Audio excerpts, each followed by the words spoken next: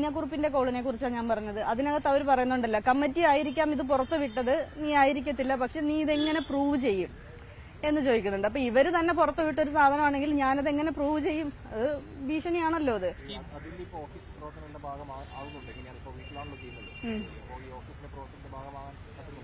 ഒരിക്കലും ഇല്ല. അവിടെ നടക്കുന്ന ഒന്നും പിന്നെ എന്തോ അയക്കാമ്പൊക്കെ നടന്ന് ഞാൻ സോഷ്യൽ മീഡിയ വഴി അറിഞ്ഞത്, അല്ലാതെ ഞാൻ അറിഞ്ഞിട്ടില്ല.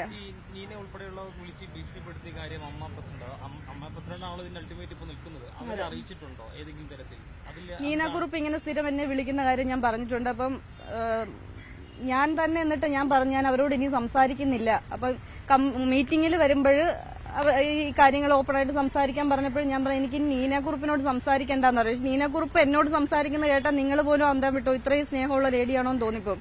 മോളെ മോളെ എന്ന് വിളിച്ചിട്ട് അവരെനിക്ക് എന്തൊക്കെ ഉപദ്രവം ചെയ്യാമോ അതൊക്കെ ചെയ്യുന്നുണ്ട്. ശല്യം ചെയ്യുന്നു എന്ന് ഞാൻ പറഞ്ഞിട്ടുണ്ട്. പ്രത്യേക ഇവര് മീറ്റിംഗ് കഴിഞ്ഞ ശേഷം പറഞ്ഞു ജനറൽ ബോഡിയിൽ നമുക്കിത് സംസാരിക്കാം എന്നാണ്. അപ്പൊ എനിക്ക് ഇത്രയും ആയ സ്ഥിതിക്ക് എനിക്കൊരു ഉറപ്പില്ല. ജനറൽ ബോഡിക്ക് മുന്നേ എന്നെയോ ഈ പറയുന്ന മുഹമ്മദിനെയോ എന്തെങ്കിലും ചെയ്യുമോ എന്ന് പോലും എനിക്ക് പേടിയുണ്ട്. അപ്പൊ മുഹമ്മദ് ആത്മഹത്യ ചെയ്യുന്ന ഒക്കെ പറഞ്ഞാണ് ഈ കമ്മിറ്റിയിൽ ഇവർ ഈ കഥ അവതരിപ്പിച്ചിട്ടുള്ളത്. ഇപ്പം മുഹമ്മദിനെ കൊന്നിട്ട് അത് ആത്മഹത്യയാക്കാൻ അത് മുഹമ്മദിന്റെ ഓഡിയോയിലുണ്ട്. മുഹമ്മദ് ഇല്ലാതായാൽ അത് എന്റെ തലയിൽ വരുന്ന രീതിയിലാണ് ഇവർ കഥ പ്ലാൻ ചെയ്തിരിക്കുന്നതെന്ന് അയാൾ തന്നെ പറയുന്നത് ആ ഓഡിയോയിലുണ്ട്. എന്താണ് ഇനിയിപ്പോ തുടർന്നും അമ്മയിൽ തന്നെ ജോലി ചെയ്യാനാണോ തീരുമാനം? എന്താണ് അതിലൂടെ ആ ഒരു നിലപാട് എന്താണ്? അമ്മയിൽ തന്നെ ജോലി ചെയ്യാമെന്ന് ഞാൻ നേർന്ന് നടക്കുന്ന ആളൊന്നുമല്ല. എനിക്കിപ്പം ഇത്രയും അപമാനം ഉണ്ടായ സ്ഥിതിക്ക് ഇതിന്റെ മുന്നോട്ട് എന്തൊക്കെ ചെയ്യാമോ അതൊക്കെ മുന്നോട്ട് പോകാന്നുള്ളതേ ഉള്ളൂ.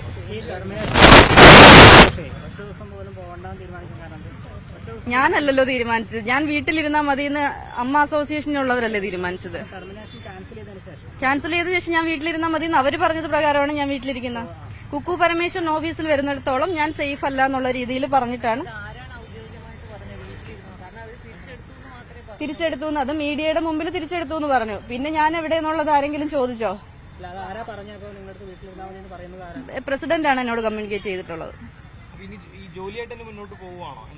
അറിഞ്ഞൂടാ, സാലറി ഒക്കെ വന്നാലല്ലേ ജോലി ഇതാകുന്നത്. ഞാനിപ്പോ ലേബർ ഓഫീസിൽ ഒരു കംപ്ലൈന്റ് കൊടുത്തിട്ടുണ്ട്. തൊഴിൽ പീഡനവും ഈ പാതിരാത്രി ജോലി ചെയ്യിപ്പിച്ചതിനുള്ള പരിഹാരവും ഒക്കെ.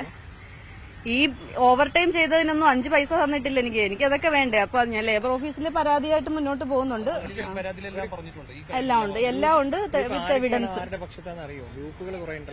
ഗ്രൂപ്പ് ഇവര് തന്നെ, സെക്രട്ടറിയും നീനക്കുറുപ്പ് ഉണ്ണീശിവപാലും പിന്നെ 1-2 പേരും കൂടെ ഉണ്ട്. അവര് നിഷ്പക്ഷമാണെന്ന് പുറമെ കാണിച്ച് നിൽക്കുന്നുണ്ട്. നമുക്ക് നോക്കാം. ഇതുപോലെ ഇപ്പൊ നീനക്കുറുപ്പിന്റെ ഓഡിയോ, ഈ മുഹമ്മദ് വിട്ട ഓഡിയോയിലാണ് എനിക്ക് ക്ലിയർ ആയിട്ടുള്ളത് ഇവരിതിനുണ്ടെന്നുള്ളത്. അതുപോലെ അവര് തന്നെ ഓരോന്ന് പുറത്ത് വന്നോളും.